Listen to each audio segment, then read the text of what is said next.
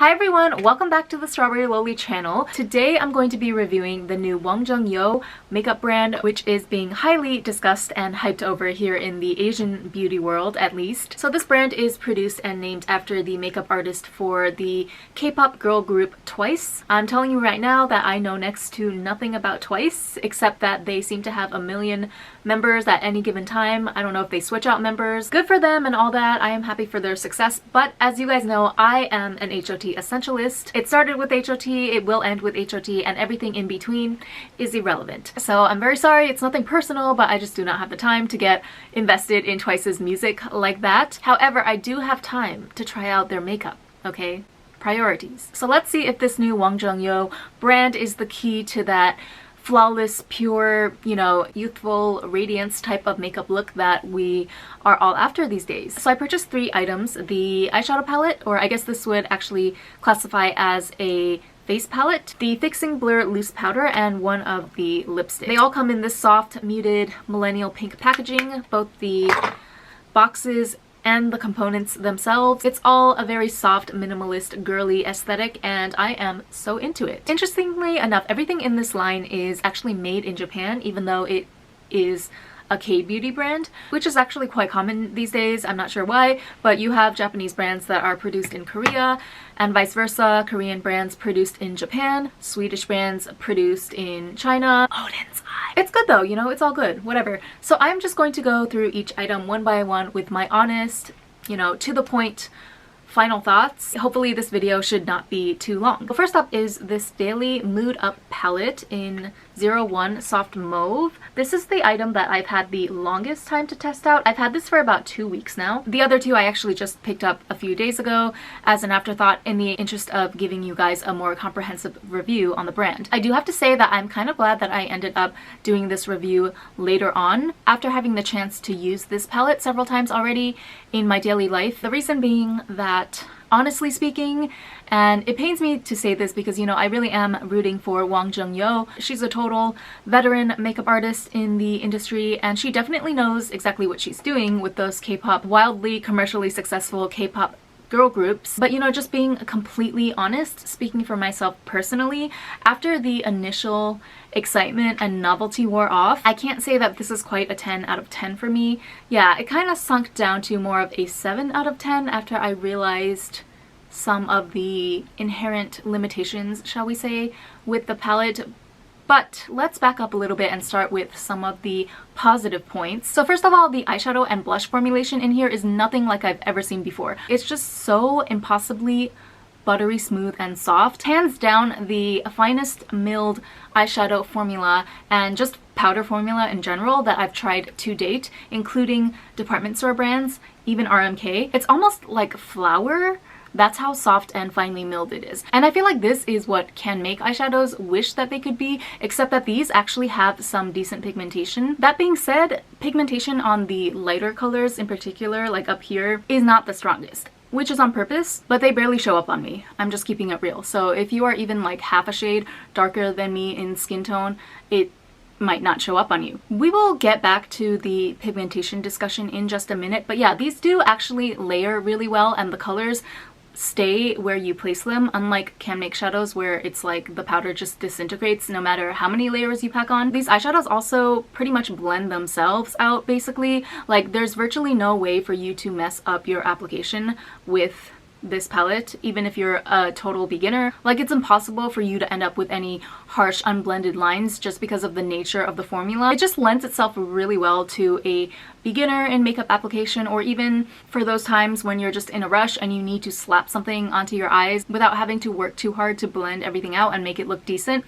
Then this is definitely your go-to everyday type of palette. Well, since the powder is so finely milled, it doesn't look like powder once applied on the lids. It kind of gives like this very soft, subtle sheen-like effect, which I really love. And it's a face palette, so of course it's multi-use, which is amazing. Okay, like this medium brown shade right here with the diamond quilted pattern that's like almost erased by this point because I've been using this so much, but this is the best nose contour powder that I've ever come across in my life. Like the shade and finish and everything is just more perfect than any actual shading or contouring product that I've ever tried, products that are actually made for the specific purpose of contouring and shading, this trumps all of them. So that is super impressive in and of itself. I have been doing that Douyin nose contour technique thing where you take like a little bit of it on your finger and you rub it between your thumb and middle finger and you just pinch the edge of your nose like that. This is perfect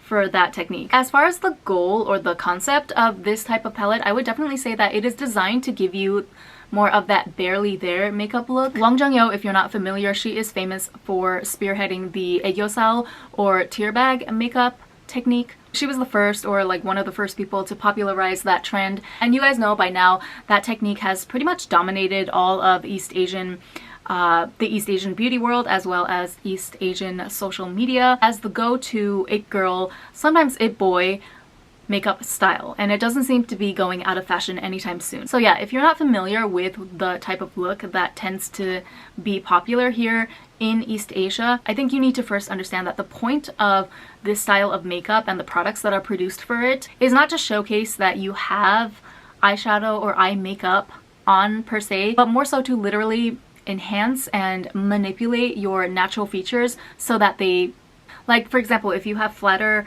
eyes such as me, the goal is to make them look more doll-like and 3D and just more impactful overall, using a bunch of shade and light tricks, you know, the little eyeliner contour tricks and strategic placement of the eyeliner and eyeshadow and all of that, which I've done quite a bit of on today's look actually. I used quite a bit of Douyin makeup tricks to achieve this final look today. Let me tell you, it is not easy. Like, this took forever, by the way, especially if you have a more unconventional eye shape like me. It can take a long time to actually figure out what exactly optimizes your own personal features, since the goal is actually to look as natural as possible. Like, you want to look as if you didn't put on a lot of makeup, but I digress. Anyway, so if that type of like Douyin or aegyosil tear bag makeup is what you're trying to achieve, I would say this is a great basic all-purpose beginner palette to do that with. If instead you're looking for more rich pigmentation, something to create a more eyeshadow focused look with, then I think you'll be pretty disappointed. This will give you very lackluster results on that front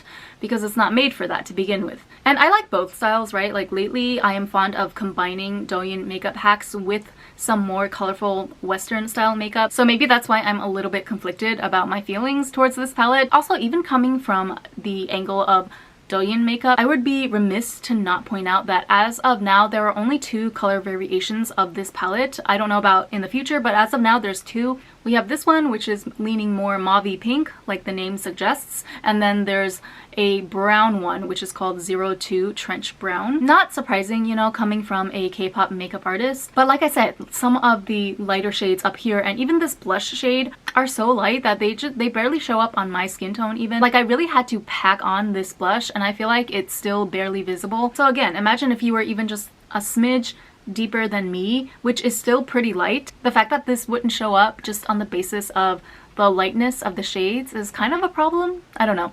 Yeah, now that I think of it, I don't even think any of the cushion foundation shades that they have out right now would work on me. I felt like they were all too light for me when I was eyeballing them in the store, which is why I ended up not picking up the cushion foundation, which is so whack if you think about it. But anyway, we're not going to be too harsh because this is their first official launch, but I hope that in the future the brand takes this into account, and I hope that they come out with more options overall to accommodate deeper skin tones, because even just amongst Asian people we still have a wide variety, a wide range of light to dark skin tones. So for a brand to not even cover the darker spectrum on the East Asian skin tone scale is kind of crazy. I'm not gonna lie. I don't think that there's any excuse for that. But anyway, that is everything that I have to say about this face palette. As you can see, this is definitely the product that I have the most mixed feelings about. Moving on, I want to talk about this Fixing Blur powder, which I purchased in 01 plain pink. There's another like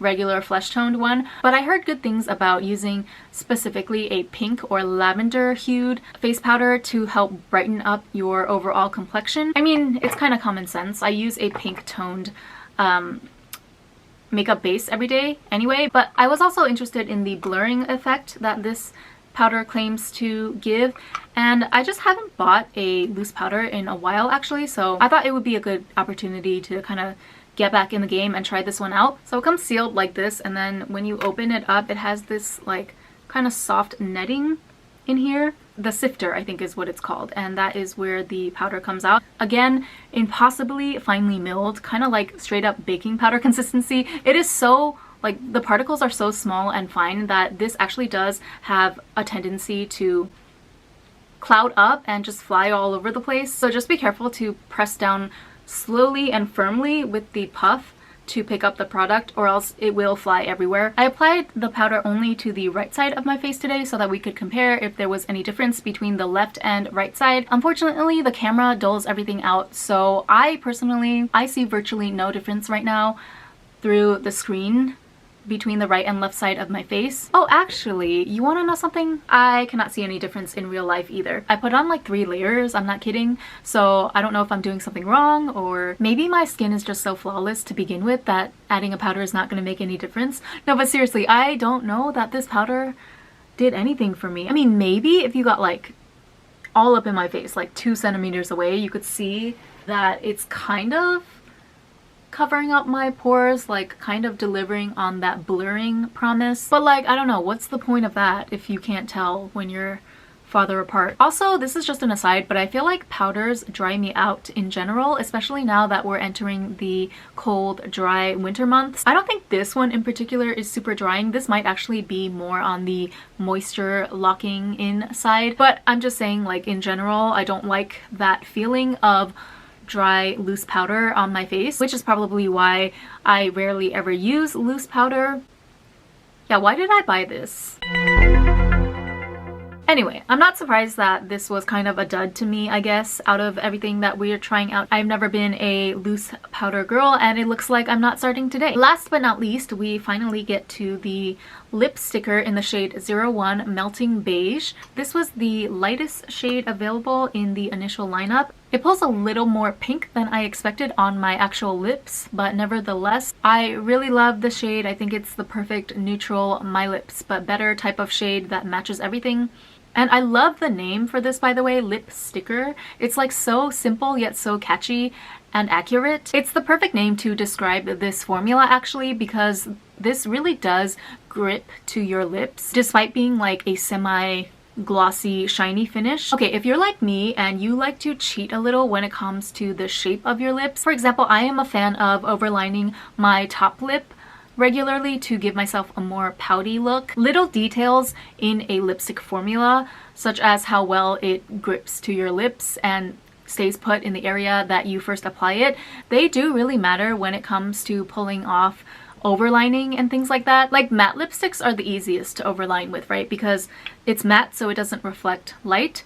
So therefore that makes it very easy for you to fake a new lip shape. But when you get to the shinier and glossier type of finishes, it does tend to get tricky sometimes because some of the formulas tend to migrate or they're too melty or something. And then it often ends up ruining the overall illusion because you can see that you're obviously trying to cover up your natural lip shape underneath. So this lip sticker formula in particular, I can attest that this is one of those rare shinier lip formulations that I feel comfortable overlining my lips with, because it actually clings to wherever you place it on the lips and it kind of holds a shape, if that makes sense. And I don't even need a lip liner necessarily to help me out with this one. So if there's anything that I can give full marks to today, it would be 10 out of 10 for this lip sticker. Kind of ironic because this was actually my last choice of an item to buy from the line. Not because I didn't want it, but because I just feel like I have way too many lip products that I need to start using up first before I can add anything new to my collection. But at the end of the day, I'm really glad I picked this up so that I could show you guys what a great formula this is, because you just never know where the next gem is gonna come from, you know? You can't always tell how the cookie is going to crumble, especially in the Asian makeup game. Okay, so that is the end of my review. I hope that was helpful for you. Please let me know down in the comments if you are interested in picking up anything from this line, or if you already have purchased anything and what are your thoughts on it. As always, thank you so much for watching, and I will see you in my next video. Bye!